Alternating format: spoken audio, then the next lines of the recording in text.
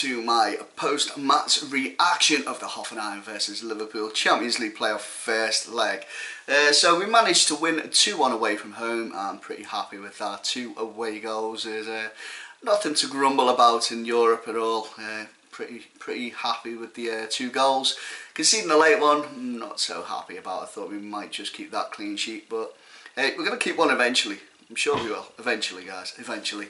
But, you know, we still got the second leg next week at Anfield, so it's still in the balance thanks to that late goal. But I think the 2 away goals and the fact we've not lost at home in Europe since 2014 to Real Madrid, you know, it bodes well for us. We should hopefully be going through to the group stages. Onto the game, Hoffenheim did start the better of the 2 sides and did win a penalty when former Arsenal player Serge Gnabry was brought down by Lovren.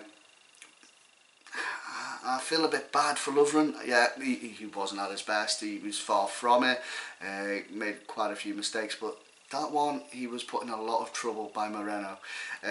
If you haven't seen it, guys, watch Moreno just in the build-up before the penalty. He runs from the halfway line, closes down along the left wing, then runs and tries to close down the goalkeeper. He's a left back. What the heck is he doing? You know, he's ran past like the likes of Mane, Salah, Firmino to go and close the goalie down. That should be them 3 doing that, not him. So he leaves a massive gap on the left-hand side, and Hoffenheim exploits it, get it to Gnabry. Lovren has to come out wide. That is not his strength. He's out of his comfort zone going over there. He needs, you know, that cover. And why should he be covering for Moreno? It's just a stupid decision from Alberto, to be perfectly honest. Debatable penalty. I think it was a little soft. Gnabry didn't really mean to put the ball where he did, and it kind of goes over really softly. I don't think there was much contact, to be honest, and I think he played for it a little bit as soon as you know he'd lost the ball. Onto the penalty itself, former Leicester striker Cardioid, who I said would be possibly their key player. Sees how much I know. Poor penalty, straight down the middle, pretty tame, to be honest. Thankfully though, our goalkeeper Simon Mignolet, get my words out, pretty much stayed central, palmed it away, and kept that clean sheet at that time. To be honest, Simon made some outstanding saves yesterday. He was on top of his game. He didn't really make a mistake, so pretty happy with Simon yesterday. Same as at the weekend. He didn't really make too many mistakes, if any at all. So pretty impressed with Simon. Probably my man of the match as well, guys, to be perfectly honest. Let me know down below as well who you think was the best player of the game, either for Liverpool or Hoffenheim. Anyway, so 0-0 still. They've missed the penalty, and we get a nice break. Sadio Mane bombing through the middle and gets taken out pretty recklessly by the Hoffenheim defender, who gets a yellow card, rightly so, because Mane would have been one-on-one with the keeper and probably would have easily put it in the back of the net. And we have 3 players over the ball. None of them I would have expected taking it. I thought Henderson would have been one of them, but he weren't even in the mix. But Trent Alexander Arnold, 18-year-old, European debut, goes and bangs in his first ever Liverpool goal, and what a goal it was. Beautiful free kick, curved it up and over the wall, and just into that bottom corner. Keeper didn't even have a chance, didn't even dive for it. The Hoffenheim keeper just watched it go into that bottom corner. What a moment for the 18-year-old, absolutely amazing. I've seen Jamie Carragher tweeted a picture of himself as captain of Liverpool with Trent as the mascot a fair few years back, and Carragher was definitely delighted with that, as was every single Liverpool fan, I believe. Second half, make a few subs. James Milner coming on as well for the captain. Henderson, who is just coming back from a long injury layoff at the back of last season, so that was to be expected. And Milner gets down that left-hand side, tries to put a cross in towards the back post, hits former West Ham player Nordveld, and curves into that top corner. I thought it was an absolutely beautiful goal when I first seen it. I thought it was a beautiful finish from Milner, as I'm sure a lot of people did, and then when I watched the replay, seen that little nick, and I was like, oh, I wanted it to be Milner's, because, you know, he deserves it. He's a workhorse. He's a true professional, guys, and unfortunately, it's going to be taken away from him. It's going to be a Nordfeldt own goal, but you know, I still want to give it to Milner, so I'm going to say Milner gets the second goal myself. We had them coming at us a fair bit just before we got the second as well. They were coming at us, and then afterwards, late on, unfortunately, they did get that goal in the 87th minute. Nice ball into Mark Uth. I think that's how you pronounce it, UTH. I think that's it. But he close range finish, keeps them in that tie, gives them that little boost just before the end of the game, which I don't think they really deserved overall. We could have got a third, to be honest, before that, and that would have been tie over. But 2-1, it's still kind of in the balance. But hey, we've still got them 2 away goals, so it's all good.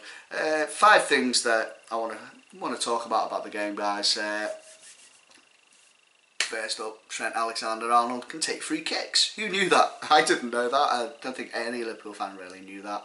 Yeah, he's took a few corners for us in the first team, but he's never been on free kick duty. And I think with Coutinho being out, was the timing was perfect for him to take one. Coutinho would have took it if he played, obviously, because he was our main free kick taker. But Trent, you know, I think he's going to push for that start spot against Nathaniel Klein, because he had a really good game again today, like he did at the weekend. And the fact he can do that with set pieces, he can cross the ball. He's probably our best crosser in the side at the moment. So, you know, he's pushing Nathaniel Klein, who is the current England right back as well, don't forget. He's pushing him really, really hard, and I could see Trent getting the nod. That could possibly mean, though, Nathaniel moves to left back, which could solve our problems over there. I know we've got Rollinson in, but he's not really in the team yet. He could do, you know, next weekend or, you know, after that. But at the moment he's not. We've still got Moreno there, who, as I said earlier, he's a liability, guys. He really is. I liked him when he first joined because of his attacking intent, but defensively he's a real liability, and we don't need that attacking intent from him, because, to be fair, we've got 5-6 players ahead of him in the positions on the field at the attacking players, and can do a lot more damage than Moreno can. So there's no need for him to be bombing forward like he does. But again, back to Alexander Arnold. Beautiful free kick, guys. Beautiful, and definitely a world-class player in the making there, in my opinion. Then we're on to the stupid clumsy foul by Lovren. Yes, I said it was more down to Moreno, but he was still a bit clumsy and in making that foul on Gnabry. But unlike Arnold, Kramaric, not much of a set piece taker apparently. Even though I said in the pre-match build-up he's pretty good and takes pens, and you know, that was probably the worst penalty I've seen in a Champions League game ever, guys. It was woeful. If you've seen one worse, let me know. But man, that was pretty poor. Another point, Liverpool's defence definitely needs work, guys. Still needs work. Same starting 4 at the back as we did at Watford, where we can see the 3 goals, but most of them were from defensive mistakes. And I'd say Alexander Arnold was the only one out of the 4 who really impressed. Matip had a few good moments, but Hoffenheim were exploiting that middle of our defence on the left-hand side as well too often. It was just inevitable they were going to get that goal, and it did come from a ball in from the left as well, and a goal pretty much 6 yards or so out of the goal. So the centre back should have been able to get that, and Moreno at left back should have really been there as well. So defensively, not great. It's not good. Definitely needs new personnel at centre back, left back. As I said, maybe Nathaniel Klein will go there when he comes back, but we definitely need that centre half. If it's Van Dijk or anyone else, just get us a defender who can actually defend, please, Jurgen. Please get a defender that can defend. Anyway, another point, guys. We look good in attack, even without Coutinho, which bodes well for us if the inevitable happens, and it looks like it might happen. Unfortunately, that Coutinho will head off to Barcelona. If it's not this summer, it'll probably be next. So the front three looked really impressive. Salah, Firmino and Mane. As I said after the Watford game, they looked really good, and you know, they're only just learning to play with each other. Yes, Mane and Firmino played together last season, but Mane's moved position over to left to accommodate Salah on the right. So it's a new position for him, but he was really impressed me last night, Mane. Salah as well with his pace and his workmanlike closing down. Firmino, not his best game by a long shot. I think the pressure of going back to his former club kind of, you know, curtailed his game somewhat. But I think, you know, on the counter attack, we've definitely got the personnel to hit any team basically in the world. As I said, though, we will miss Coutinho if he goes, as any team would, because he is an absolute world-class player. But we need to work on our defence. That's the main priority, getting a player in. Everyone's saying, oh, we can get so-and-so in, so in to replace Coutinho. I've said it myself and on Twitter. If you've followed me on Twitter, you've probably seen that. But, you know, I think we need a defender. That's the priority. So if we can get a good world-class or close to world-class defender, someone we can work with, who will improve our centre-back position, it'll be worth letting Coutinho go, because we've still got them three main attackers and we still look pretty effective going forward. Last point though, I'd like to talk about the former Arsenal youngster Serge Gnabry.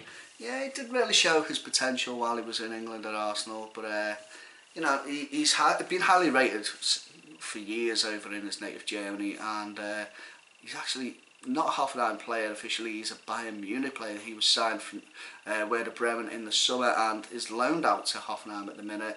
He's only 22 years old, and man, I think he will be a real exciting talent in the years to come. So Bayern Munich have made a shrewd investment in him and getting him out to play Champions League football, at least 2 games, and then Europa. Hopefully that's how it works out for us anyway. Is a smart move from Munich, and he'll be playing Bundesliga football regularly for Hoffenheim and possibly be up at the top half of the table, which will be good for him and good for Hoffenheim and Bayern in the long run. Anyway, let me know what you think, guys. Who was your man of the match in the game? How do you think the second leg will go? And who do you think we should get in at centre-back? They're the 3 talking points I'd like to discuss. So let us know, guys, and hope you've enjoyed this. If you have, smash that like button for us, and I'll see you again soon. Bye, guys.